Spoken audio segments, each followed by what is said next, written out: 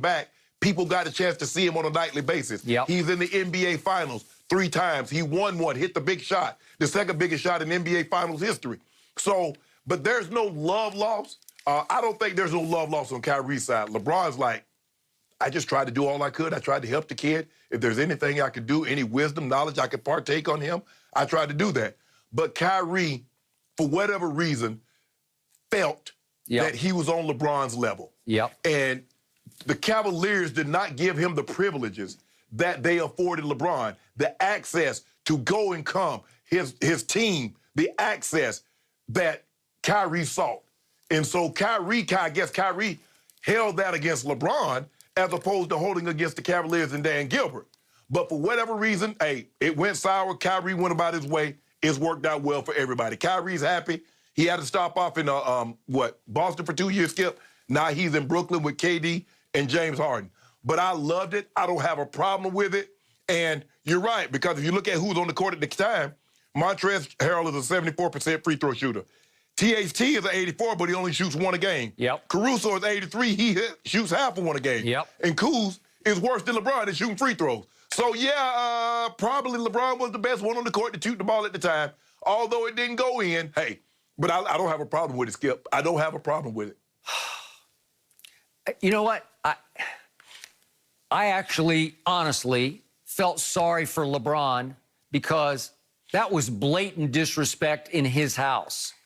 And it was a Kyrie who was always jealous of LeBron, always resented LeBron's stature when they played together, always resented the way LeBron handled himself. LeBron has some diva in him. Obviously, Kyrie's got a lot of something in him. I don't know if you call it diva, but he can be moody and difficult. And they clashed. Their personalities constantly rubbed each other the wrong way until finally Kyrie said, I'm out of here. And what I saw last night was a Kyrie who was dealing from a position of strength because he believes he's now sitting in what we call the proverbial catbird seat. He's like, I talked KD and coming with me to Brooklyn, and now we got James. So I got KD and James. You got AD, but obviously last night neither had AD or KD. But it's Kyrie saying, I got you. And he stated the obvious to me, but man, it was a shot because it was audible enough that I'm assuming a number of players on both sides could hear what he said. Yeah, it's quiet. There's no fans in the stands. That's so what I'm saying. Everything. Yeah, it reverberated on the floor. So the point is, I've always, my pet peeve about LeBron, and he's obviously an all-time great player. I've never understood why he couldn't figure out how to make more than, whatever, 70% of his free throws, 72 or 73 for his career. But he's better than that. He needs to be better than that. It's almost like he's got a demon in his head about free throw shooting. He actually, his technique looks better this year than it's ever looked because he's tried all these bizarre step back before he shoots it, all these different routines. So he looks like he's got it under control, but he's still at 70%. And he did step right up, and you make a fair case because their best free throw shooters were not on the floor at that point. Although I could have made a case because Frank Vogel raves about Caruso. Again, for those who watch the Laker telecast out on Sports Spectrum here in Southern California, you hear on a nightly basis, he is Caruso's show. He is the show. And now Frank Vogel is calling him Mariano Rivera, as in the greatest relief pitcher in the history of baseball. Closer. And he's their closer because he closes every obviously, last night wasn't close, but down the stretch, he can play very little in the first 3 quarters, but down the stretch of the fourth quarter, he is going to be on the floor because he's smart with the basketball and he plays hellacious, crazy, kamikaze defense. He's all over the floor taking charges, getting his hands on balls, disrupting. So he is, as you just pointed out, he's an 83%er, so you could make a case he should have stepped to the line. But LeBron's like, well, I'm the elder statesman here, and because all of our best free throw shooters are currently on the bench, I'm going to take this free throw. And again, LeBron ranks 11th in free throw percentage on his own team. That's how bad his free throw is. right now. So it's the only two worst are Kuzma, who's having his worst year of his career at 62%, and the immortal Alfonso McKinney, who he got to play some last night. He is a grand total of 2 of 4 from the free throw line. He's 50%, so he and Kuz are worse than LeBron. But again, big picture, LeBron ranks 101st in the NBA in free throw percentage, and Kyrie just laid it on him. That's your best free throw shooter? Well, obviously he's not, and it was a shot, and I was surprised LeBron didn't fire back at him, but he did not. And I think LeBron knew he was dealing from a real position of weakness last night because the Nets came in hot-handed, at least from the three-point line, and he didn't have Schroeder or AD. Well, I think that's the thing that I think separates LeBron from a lot of guys is that LeBron doesn't respond to all the criticism. Now, he will lash out. Now, Skip, you remember when Charles Barkley said something, he went nuclear. He went scorched earth. So he will respond, but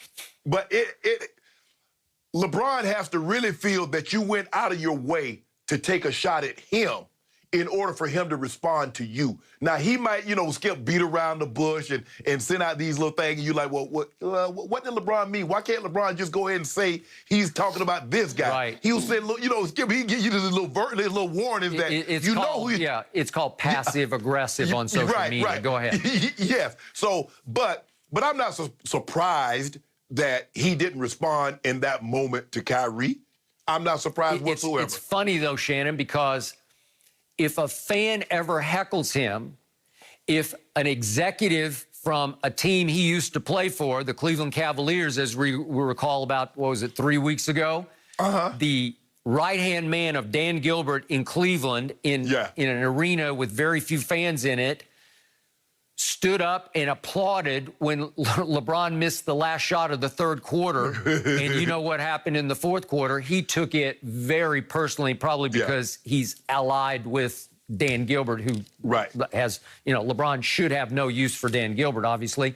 And he goes off and scores 21 in the fourth. And if there have been classic cases on the road where at Toronto, at Atlanta, LeBron's gotten heckled by just some nobody fan in the stands, and he just goes ballistic. But he will not respond that way to player trash talk. It doesn't seem because Skip, if you remember, Skip, just the game after Cleveland, the fan in the stand in Atlanta. But LeBron's like, look, he said what he said, I said what I said. It was two grown men going back and forth. We left it alone.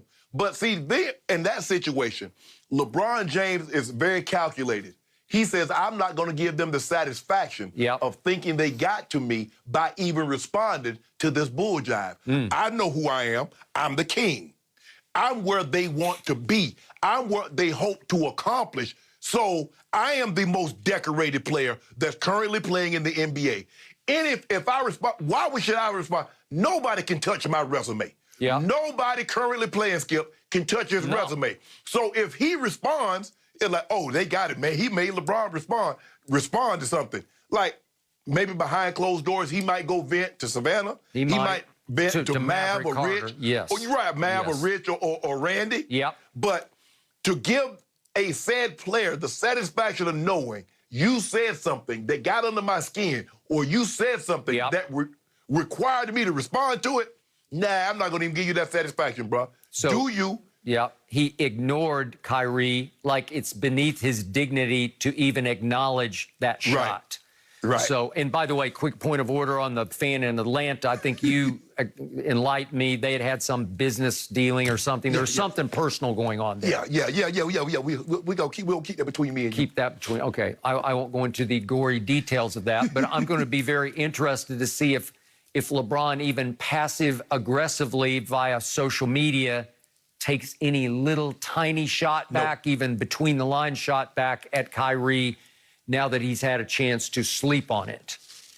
But, Skip, remember when Kyrie said that when he looks down at the bench now, he sees a you-know-what that can make the same shots that he made? How about and KD? LeBron said, LeBron says, I did. And I think LeBron responded to it in a form of his own, like, I'm like, hold on, wait a minute. Damn. You did play with me, and you did see me hit shots like that. Well, so he'll approach it in that form. But to Man, Kai, I can't believe you said that, Kai. For real, Kai, to approach him in that manner, Yeah. he's like, nah, I'm good. I'm good.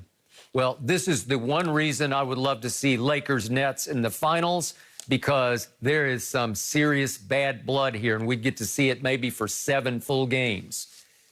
Yeah, because you got a situation where KD believes that, hold on, I beat LeBron twice in the finals, did. and y'all still said he was better than I was. Yep. Kyrie says, hold on, I was doing my thing, and y'all still don't want to give me no credit. Y'all talk about LeBron. So, yeah, I don't know. You'd have to go back, Skip, probably to the Celtics of the 80s, the Celtics-Lakers series, where you had this kind of bad blood. I agree. And it went back. The reason why it was so bad in the 80s